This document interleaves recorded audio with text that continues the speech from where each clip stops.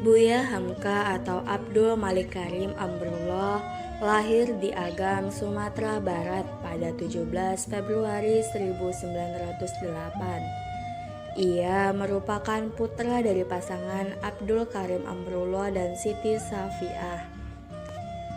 Kehidupan pribadi Hamka dididik penuh dalam ajaran Islam.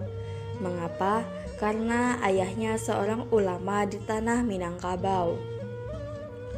Sementara ibunya berlatar dari keluarga seniman. Selama tinggal di Padang Panjang, keseharian Hamka hanya mempelajari tentang ilmu Al-Quran sesuai adat Minang. Ketika remaja, sang ayah sempat mendaftarkannya ke Tawalib Sumatera, yaitu sekolah Islam modern pertama di Indonesia. Namun, ia memutuskan pindah ke Jawa Tengah pada 1922 untuk merantau dan belajar tentang pergerakan Islam modern ke sejumlah tokoh. Setelah cukup lama merantau, Hamka kembali ke Padang Panjang dengan fokus mengurus persyarikatan Muhammadiyah. Dikarenakan pada masa itu ia bergelar diploma, Hamka melanjutkan pendidikan bahasa Arab sekaligus belajar mengkaji lebih dalam ilmu agama Islam di Mekah. Atas saran salah seorang teman dari Indonesia yang juga berada di Mekah yaitu Agus Salim, Hamka kembali pulang ke tanah air untuk berkarir sebagai penulis. Adapun jejak karir dari Buya Hamka, ia diketahui pernah berkarir di banyak sekali bidang, terutama yang berkaitan dengan penulisan dan agama Islam. Setelah pulang dari Mekah, Hamka bekerja sebagai seorang di majalah Pelita Andalas Medan, Sumatera Utara. Ia pun banyak sekali membuat karya tulisan dan artikel. Usai menikah dengan Siti Raham, Buya Hamka aktif berkecimpung dalam kepengurusan Muhammadiyah dan menjabat sebagai ketua cabang Padang Panjang.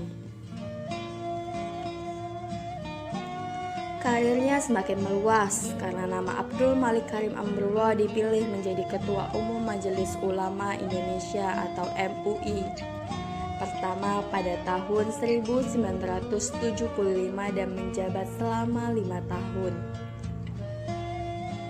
Tahun-tahun sebelumnya, ia juga pernah memimpin anggota Majelis Darurat pada masa kependudukan Jepang untuk menangani persoalan pemerintahan dan Islam.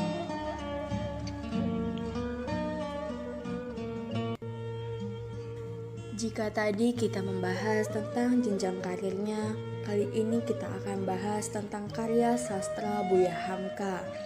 Buya Hamka adalah seorang otodidak dalam berbagai ilmu pengetahuan, mahir berbahasa Arab dan banyak meneliti karya-karya penjaga besar dari Timur Tengah.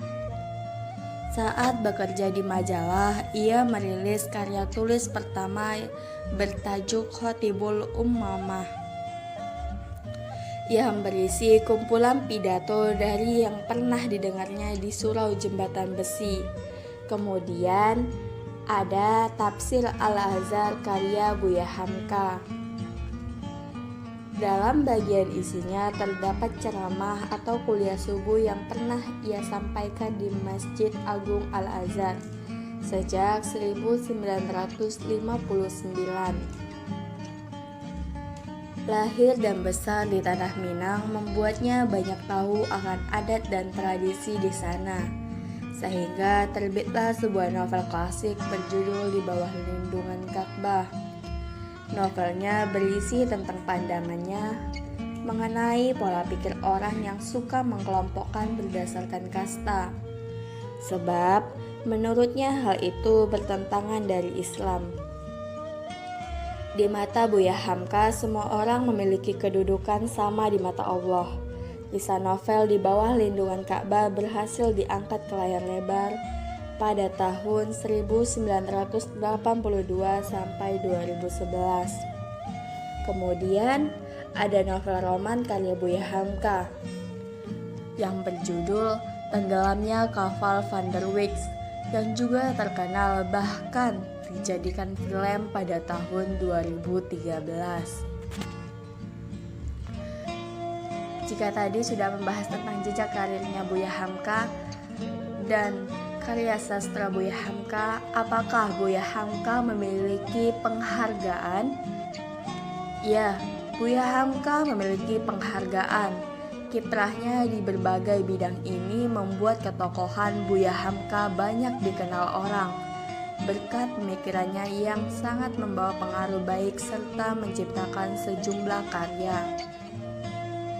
Ilmu pengetahuan tinggi berkarakter peduli kepada sesama umat, menjadikannya tidak hanya terkenal di kalangan nasional saja, melainkan hingga ke Malaysia dan Timur Tengah.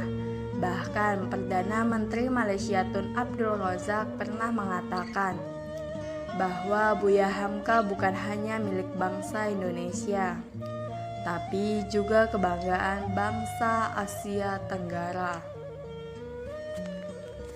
Mengutip biografi Buya Hamka di laman Muhammadiyah, beliau wafat pada 24 Juli 1981, dikebumikan di TPU Tanah Kusir, Jakarta Selatan, mendapat penghargaan pahlawan nasional.